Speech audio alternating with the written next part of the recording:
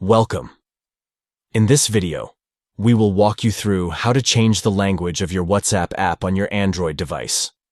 Follow these steps to customize your language settings. 1. Open WhatsApp on your Android device. 2.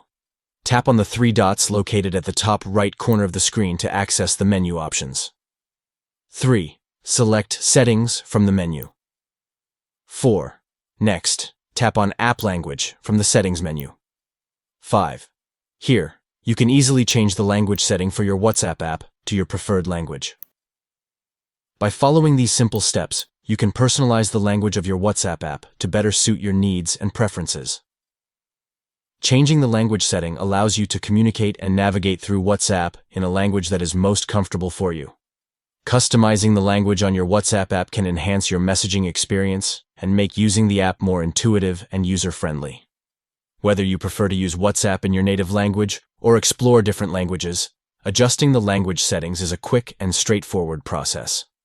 We hope this tutorial helps you in changing the language of your WhatsApp app. Thank you for watching.